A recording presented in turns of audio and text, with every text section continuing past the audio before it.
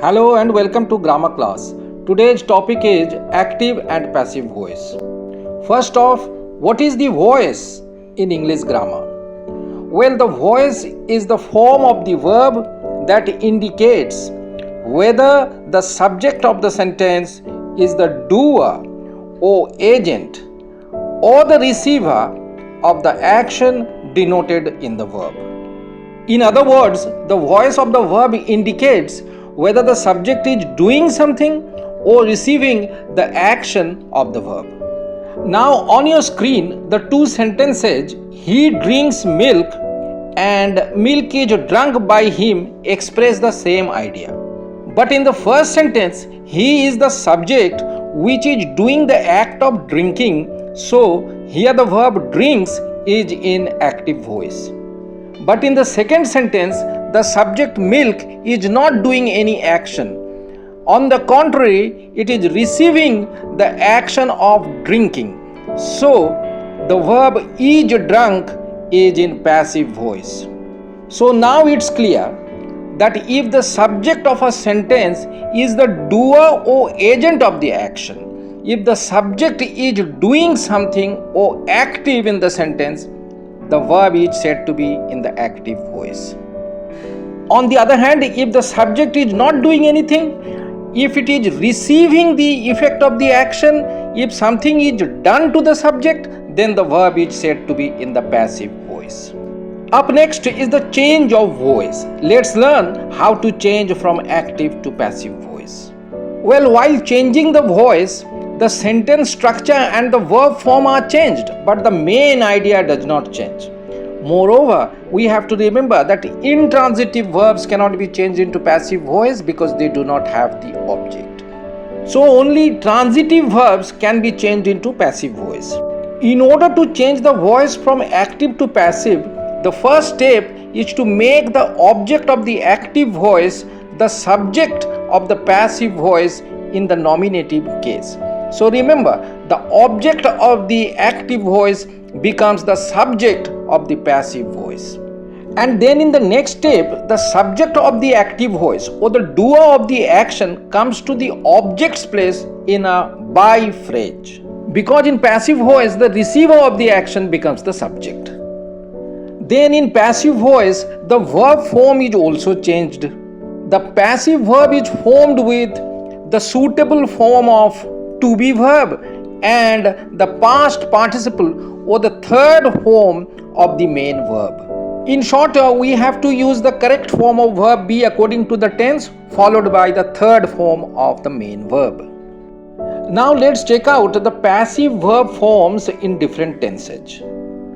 We now know that in passive voice the main verb is always in the third form. We just have to remember the suitable form of verb be according to the tense. In simple present, it's am or is or are plus the third form of the verb. And in present continuous, it's am or is or are plus being and the third form of the verb. While in present perfect, we have or had according to the subject plus been plus the third form of the verb. Then in simple past tense, we have was or were according to the subject plus the third form of the verb. In past continuous, it's was or were plus being and past participle of the verb.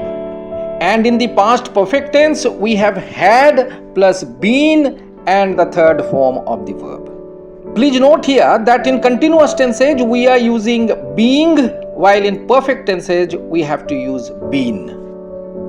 Then in simple future tense, we have shall or will plus be plus the third form of the verb. And in future perfect, we have shall or will plus have been and the past participle of the main verb.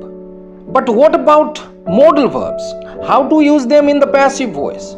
Well, after modal verbs such as can, may, might, could, should, must, etc., verb be is used followed by the third form of the principal verb. Well, now let's check out some examples of how to change the voice. Now I learn grammar is in active voice. Here the object grammar becomes the subject of the passive voice and I comes to the object's place in by phrase and the verb learn becomes is learnt in passive voice. Similarly, I am learning grammar in active voice, present continuous tense becomes grammar is being learnt by me. And the active sentence I have learnt grammar in present perfect tense becomes grammar has been learnt by me. See more examples on your screen. I learnt grammar is in active voice, simple past tense. It becomes grammar was learnt by me in passive voice. Then I was learning grammar is in active voice, past continuous tense, and it becomes grammar was being learnt by me. Next, I had learnt grammar is in past perfect tense active voice. It becomes grammar had been learnt by me in passive voice. So we can clearly see here how the subject and the object are interchanged and how the verb form is changed in passive voice. In the next example, I shall learn grammar, which is in simple future tense active voice. We have grammar will be learnt by me in passive voice.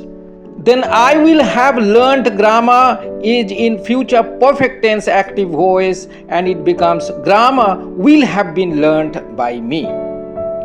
Next, in the sentence I can learn grammar, we have the modal verb can in active voice and it becomes grammar can be learnt by me in passive voice. Now let's learn how to change an imperative sentence into passive voice.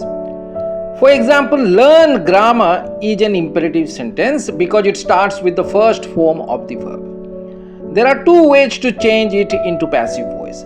Grammar should be learnt. Let grammar be learnt. So we can change an imperative sentence into passive voice either in the should format or in the let format. The next example is please save the child. This is an imperative sentence of request in active voice. Since it expresses a request in passive voice, it will be you are requested to save the child. Well, now let's find out when or in which cases the passive voice is preferred and not the active voice.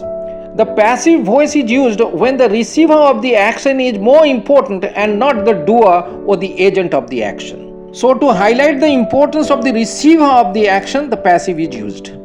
For example, the flight was cancelled yesterday, curfew was imposed in the city. In these cases, the cancellation of the flight is more important and not the authority cancelling it. Curfew is more important and not who imposed it.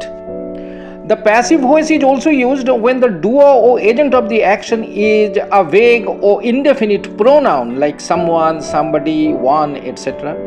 Or if the doer is quite obvious or self-evident like they, people, police, etc. And in such cases, the doer is omitted in the sentence as it is self-evident or understood. For example, my pocket has been picked. Here the doer is an indefinite pronoun somebody, so it's been dropped. Time should not be wasted. Here too the doer is an indefinite pronoun one, so it's dropped. English is spoken everywhere. Here the doer is people, which is quite obvious, so it's omitted. And in the last example, he was arrested last night. The doer or the agent is the police, which is self-evident, so it's omitted. The by phrase is omitted. Now let's check out some model examples of change of voice. Well, who killed the tiger is an interrogative sentence in active voice. So the passive sentence will start with the by phrase, by whom was the tiger killed? While changing the voice, we must ensure that the tense is not changed. The next example is his behavior surprised me, and the passive sentence is I was surprised at his behavior. Here note the use of at in place of by. It's an exceptional use. There are some exceptional verbs such as know, surprise, shock, amaze, etc. for which by is not used in passive voice.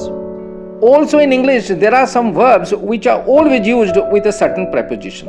In passive voice also, these verbs are used with their preposition. For example, he listens to pop songs, and in passive voice, pop songs are listened to by him. Here, the preposition to is retained with the verb listened in passive voice. Now, if a transitive verb has two objects, how to change it into passive voice? I gifted him a mobile phone. In this sentence, him and mobile phone are the two objects. We may make either of the two objects as the subject of the passive voice. For example, he was gifted a mobile phone by me, or a mobile phone was gifted to him by me.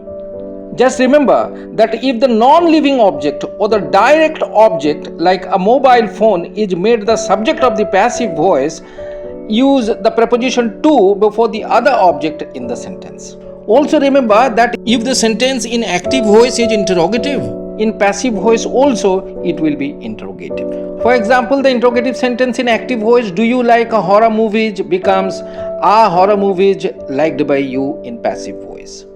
So that's the end of today's class. I hope you liked the video. Please be sure to like, comment, share and subscribe to our channel for more grammar videos. Thanks for watching.